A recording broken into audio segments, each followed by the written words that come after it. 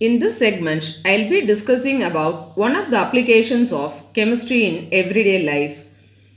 Chemistry has influenced our life so much that we do not even realize that we come across chemicals each and every moment, that we ourselves are beautiful chemical creations and all our activities are controlled by chemicals. In this unit, Chemistry in Everyday Life, we'll be discussing the applications of chemistry in three important and interesting areas, namely medicines, food materials, and cleansing agent. The first one is medicines. Under that, I'll be discussing the drugs and their classification now. What are drugs? What are drugs? They are nothing but chemicals of low molecular masses. Drugs are chemicals of low molecular masses. What is the role of drug? These drugs, they'll interact with macromolecular targets and produce a biological response. What happens when the drugs produce a biological response? When the biological response is therapeutic and useful, these chemicals are known as medicines. So now we can say, what are drugs? They are chemicals of low molecular masses. What is the role of these chemicals? They will interact with macromolecular targets and produce biological response. And when the biological response is found to be therapeutic and useful in nature, these chemicals, they are known as medicines. They are known as medicines. The medicines are used in diagnosis, prevention, and treatment of diseases. And the use of chemicals for therapeutic effect is called chemotherapy. Now let's see how drugs are classified. Drugs are classified on the basis of pharmacological effect, next one on the basis of drug action, third one on the basis of chemical structure, and fourth one on the basis of molecular targets. Now let's discuss the classification of drugs in detail. First one is on the basis of pharmacological effect. This classification is based on pharmacological effect of the drugs, and this is useful for doctors because it provides them the whole range of drugs available for the treatment of a particular type of problem. And for example, analgesics means they have pain killing effect. Antiseptics means they'll kill or arrest the growth of microorganisms. The second classification is based on the basis of drug action, and this is based on the action of a drug on a particular biochemical process. For example, all antihistamines, they will inhibit the action of the compound histamine, which causes inflammation in the body. Drug target interaction. What happens in the drug target interaction? What is the target of the drug? The macromolecules, they are the target of the drug. The macromolecules of biological origin, they perform various functions in the body. For example, proteins which perform the role of biocatalysts in the body, they are known as enzymes. And those proteins which are crucial to communication system, they are known as receptors.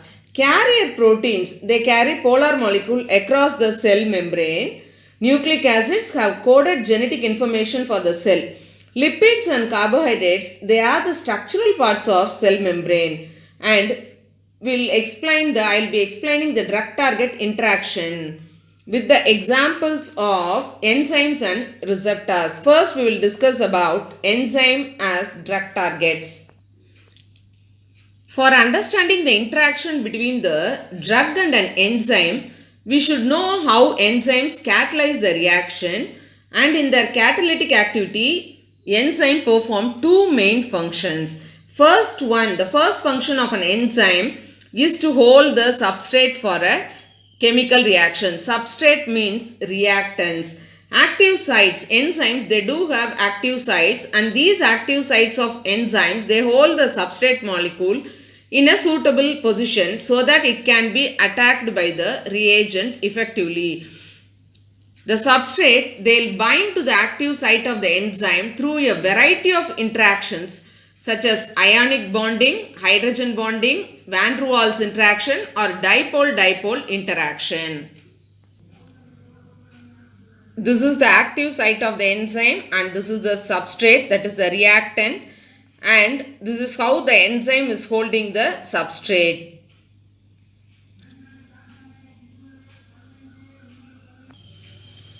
The second function of the enzyme is to provide functional groups that will attack with the substrate and carry out chemical reaction.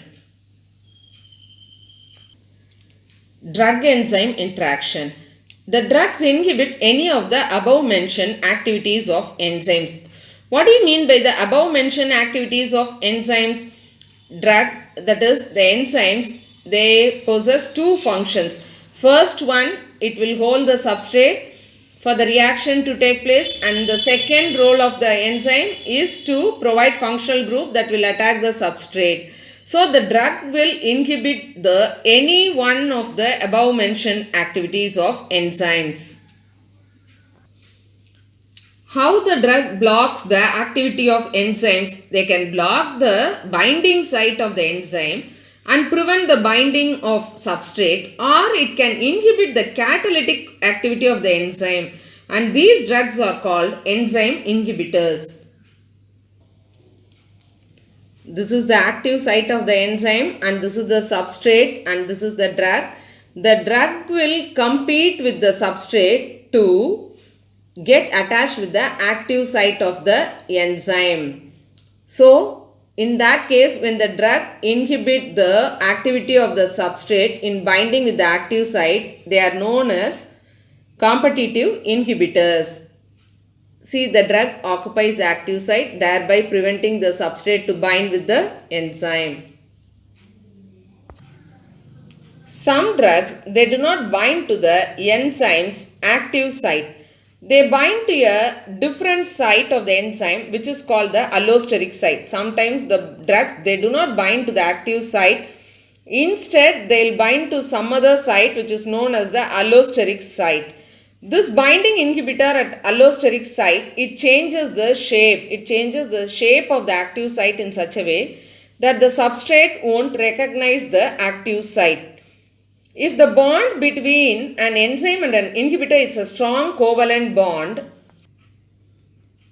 and cannot be broken easily, then the enzyme is blocked, the active site of the enzyme is blocked permanently. The body degrades the enzyme inhibitor complex and then synthesizes a new enzyme active site.